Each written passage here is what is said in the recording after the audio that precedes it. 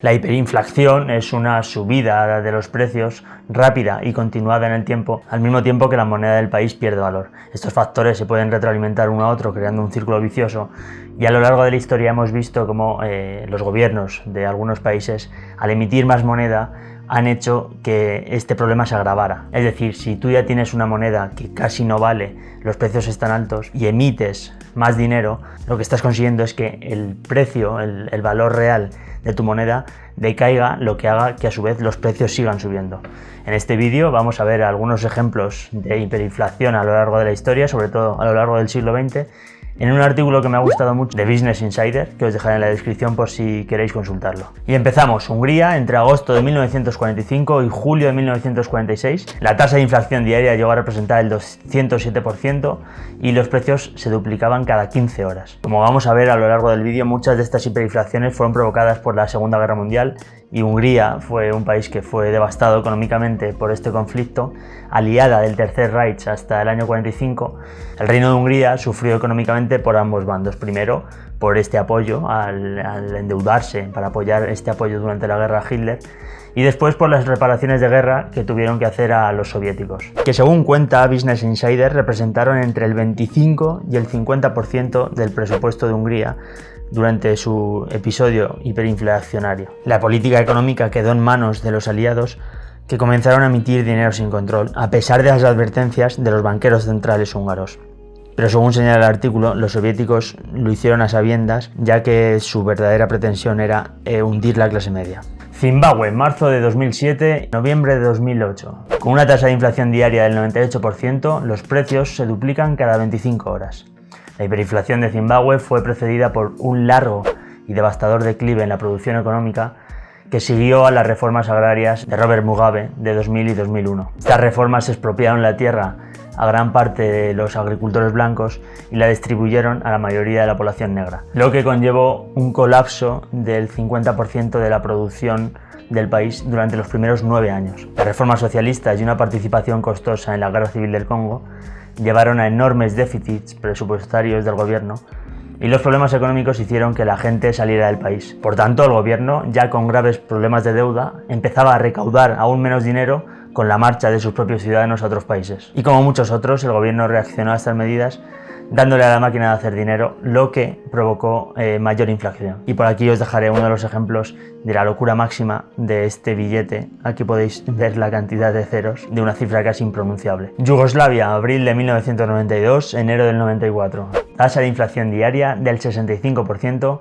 Los precios se duplican cada 34 horas. La caída de la URSS llevó a una disminución del papel internacional de Yugoslavia, y su partido comunista gobernante finalmente se vio sometido a la misma presión que los soviéticos, y que llevó a la ruptura de Yugoslavia en varios países con graves enfrentamientos. En el proceso de desarticulación de Yugoslavia, tanto el comercio como la producción industrial colapsaron, y al mismo tiempo se impuso un embargo internacional a las exportaciones yugoslavas, que aplastó aún más la producción. Y según cuenta el artículo, la República Federal Yugoslava, en contraste con otros estados que se separaron como Croacia, retuvo gran parte de la burocracia hinchada que existía antes de la separación. Y una vez más, el intento de monetizar este y otros déficits, el Banco Central perdió el control de la creación de dinero y provocó esta hiperinflación. La República de Weimar, Alemania, agosto de 1922, diciembre de 1923. Tasa de inflación diaria del 21%, los precios se duplican cada 3 días y 17 horas. Por cierto, a este caso le dedicaré un vídeo en exclusiva. Como resultado de la Primera Guerra Mundial,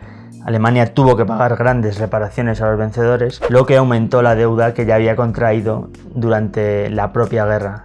Aunque hay más factores que veremos en el vídeo que os comento. De nuevo, el gobierno decidió afrontar parte de este déficit y de estas deudas a través de la emisión de moneda, lo que provocó una devaluación desastrosa del marco e hizo que los precios subieran a niveles desorbitados. China, entre octubre de 1947 y mayo de 1949. Tasa de inflación diaria del 14%, los precios se duplican cada 5 días y 8 horas. Además de la Segunda Guerra Mundial, China afrontaba una guerra civil entre el bando comunista y el bando nacionalista. Ambos bandos introdujeron monedas competidoras en el proceso, dejando el sistema monetario chino fragmentado entre los 10 principales medios de cambio en 1948. La moneda ocupó un lugar central durante el conflicto, ya que ambos bandos intentaron hundir a las monedas opuestas. Nicaragua, junio de 1986, marzo de 1991.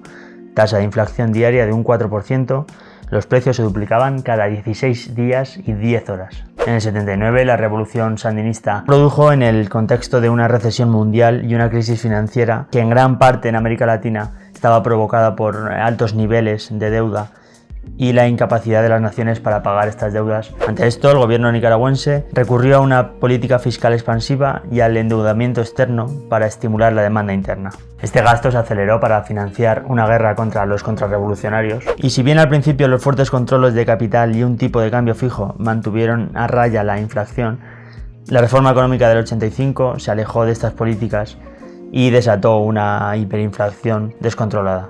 Y para terminar, vamos a recordar dos casos recientes que seguramente alguno de vosotros hayáis sufrido en vuestras propias carnes, porque son de dos países también de Latinoamérica, en este caso de Argentina y la actual en Venezuela. Simplemente los vamos a apuntar, si queréis que profundice en el tema lo podéis dejar en comentarios.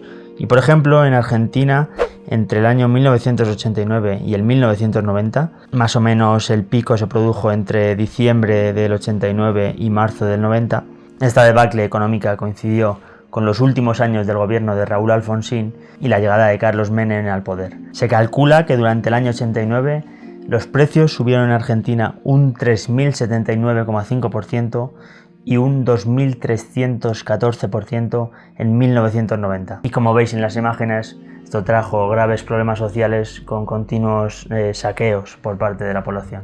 Y por último, una hiperinflación que sigue viva, que es la venezolana, que como suele suceder en estos casos, también ha traído una fuerte inestabilidad social, con escenas que todos recordamos durante los últimos años de enfrentamientos entre la propia población civil y hasta con casos de hambrunas. Esta inflación comenzó en 2012 y como veis en este gráfico es una curva totalmente disparatada. Y nada más, si os interesan alguno de estos temas lo podemos tratar en profundidad en un vídeo, al que seguro que le voy a dedicar un vídeo completo, es al de la República de Weimar al comienzo de los años 20 por las consecuencias que trajo. Recordemos que durante estos años Hitler se alza como un líder político y durante esta década del 23, que más o menos es cuando se pone fin a la crisis inflacionaria de la República de Weimar, hasta el 1933, pasando por supuesto por el crack del 29 que afectó a todo el mundo, es cuando Hitler se alza como un líder político y consigue ganar unas elecciones. Y nada más, si no estáis suscritos por el canal, ya sabéis que podéis hacerlo para ver más vídeos de historia